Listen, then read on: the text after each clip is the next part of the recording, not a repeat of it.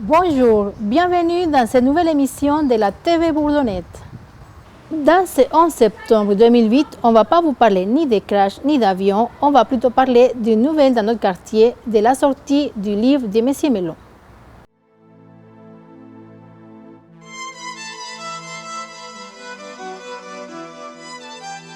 C'est le dernier témoin d'une filière de passage de la frontière pendant la dernière guerre, c'est-à-dire une équipe de clandestins qui assurait des rapports avec la France occupée, transport de lettres, passage de réfugiés, renseignements militaires, enfin il y avait un peu tout qui se mélangeait dans notre équipe. C'est quelques-uns des événements de cette époque que j'ai relatés dans mon bouquin, parce qu'il y en avait, je crois, au moins 25. Ça donnait le pouvoir d'éditer un petit livre.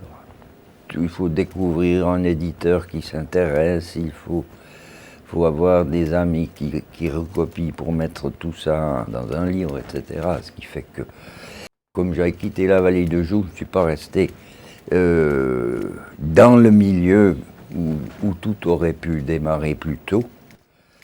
On n'y arrive que petit à petit, mais bon, ça a fini par se faire. Bien sûr que j'approche de mes 90 ans,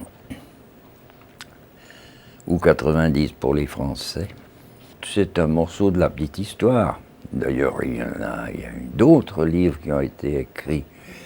Il y en a déjà paru un sur Fred, qui a été un as du renseignement suisse, qui lui en a fait 100 fois plus que moi, parce qu'il était au moins 3 fois par semaine à la frontière. Il était assez souvent, lorsqu'il était mobilisé, il disparaissait dans la nature et on le retrouvait en France du côté de Dijon ou de Pontarlier ou même près de la frontière belge. Et ce bouquin qui a paru sur lui, c'est en fait...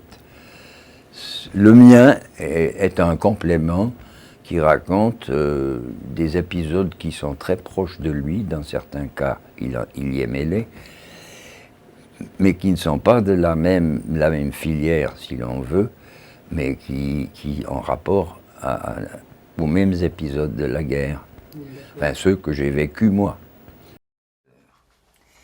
Et puis lui, il était dans un champ avec des jumelles qu'il m'a prêté pour regarder l'incendie. Et il me disait, oui, il n'y avait que du foin, mais enfin, ce qui m'embête, c'est que c'est la maison de ma femme. Je n'ai rien remodelé. Non, j'ai fourni les récits comme je les avais faits au fur et à mesure. J'ai peut-être apporté une fois ou l'autre, mais des petites corrections, mais pas grand-chose. Là, on est ensemble avec Fred. 2 ou 3 jours après, on est allé voir ce qui se passait sur le terrain, s'il y avait quelque chose à trouver dans les camions allemands qui étaient restés sur place. C'est mon premier livre, oui. Je ne pense pas qu'il y en aura d'autres. Et pour nous sortir, on vous propose un nouveau numéro du magazine Carrefour. Et puis de lundi, on vous propose l'intégralité de l'interview de M. Melon ainsi que de celle de l'artiste venu de Barcelone. Voilà, ainsi se termine le magazine Bourdonneuse. À la semaine prochaine.